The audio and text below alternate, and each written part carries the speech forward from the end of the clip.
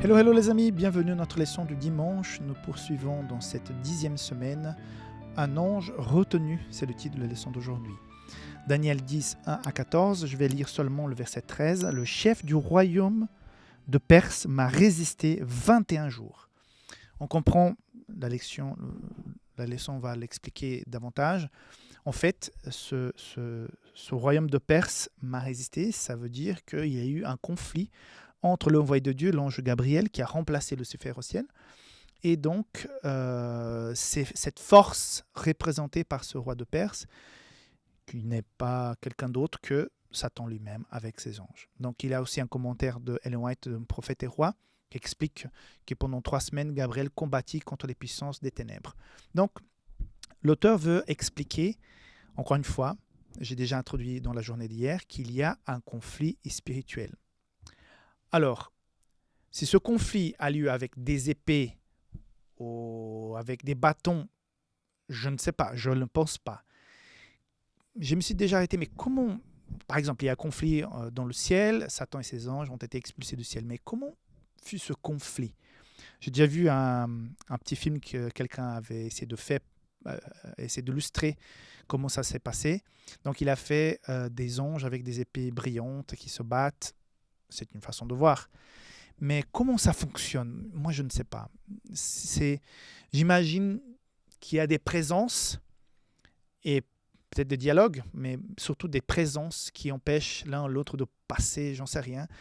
J'essaie d'aller plus loin par rapport à des exemples comme nous avons dans la Bible, comme je pense par exemple, comme j'ai mentionné hier, à la tentation sous laquelle a été mise Jésus après les 40 jours dans le désert, où Satan se présente avec une belle apparence, avec des paroles douces pour essayer de séduire, de tromper Jésus. Je pense plutôt dans ce genre de guerre, une guerre de présence, une guerre d'influence. Imagine-toi que Gabriel, devant Lucifer, Lucifer essaye de le convaincre qu'il doit laisser tomber le côté de Dieu et passer de son côté. J'en sais rien, mais peut-être c'est ce genre de conflit. On le saura plus tard quand on pourra discuter de ça avec Gabriel lui-même.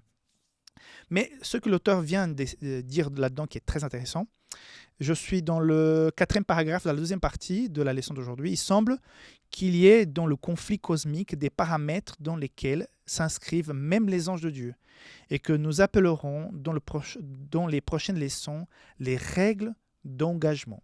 Donc l'objectif de l'auteur cette semaine, c'est de nous montrer qu'il y a un cadre et que dans ce cadre, il y a quand même certaines règles pour ce conflit. Ça ne m'étonne pas de la part de Dieu que même pour le conflit cosmique dans lequel nous vivons, il a mis un cadre, il a mis des règles parce que c'est un Dieu d'ordre. Et on peut dire, mais voilà, si Dieu a le pouvoir de faire autant de choses, pourquoi avoir toujours ce conflit? Bon, ça, on a déjà répondu en long et au large pendant les leçons précédentes. Donc, si jamais tu as toujours cette question, je t'invite à regarder les leçons précédentes. Il va continuer, il dit ceci. En un sens, comprendre ses limites n'est pas difficile si nous saisissons l'idée déjà évoquée que Dieu n'agit que par amour. Et ce point, pour moi, est très important. Pourquoi accepter que Dieu même ait établi des règles pour un conflit au lieu d'effacer le conflit?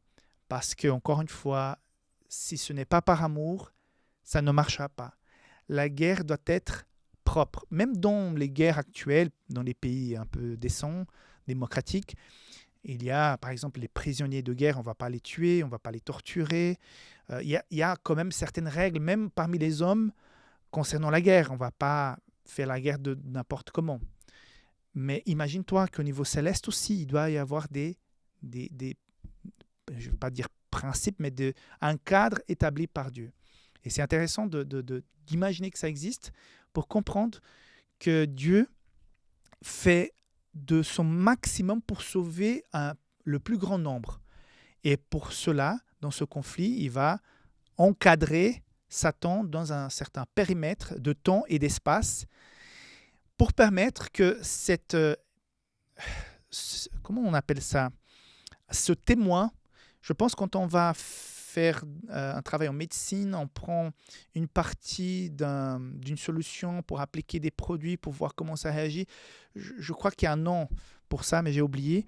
Mais voilà, on prend quelque part un sample, on dit ça en anglais, après un petit exemple, pour montrer à tout l'univers comment ça serait si nous appliquions ce que Satan a proposé dès le départ. Donc, à quelque part, voilà, échantillon. Nous sommes dans cette espèce d'échantillon de conflit. Et là, il y a un cadre. Et dans ce cadre, nous sommes là parce que le péché est passé du ciel, de lieux célestes vers la terre, à travers, donc on a déjà vu, à travers Satan. Donc, nous sommes dans cet échantillon et nous vivons ce conflit. Mais voilà, il y a des limites, il y a des règles. Et c'est ça que nous allons voir. Mais le plus important à retenir dans la leçon d'aujourd'hui, c'est que tout ça a été fait, planifié, organisé par amour, avec beaucoup de liberté pour que le choix qui soit fait par ceux qui sont dans ce conflit, dans cet échantillon, soit un choix basé sur l'amour et la liberté pour la vie éternelle. Ce n'est pas un jeu d'objets, de mécanique, des robots. Il y a des vies, il y a des êtres humains qui sont à l'image et à la ressemblance de Dieu, dont nous faisons partie. Et tout ça, Dieu a fait par amour, parce que c'était la meilleure solution pour régler ce conflit. On se voit demain pour poursuivre dans cette notion d'encadrement du conflit. À demain. Bye bye.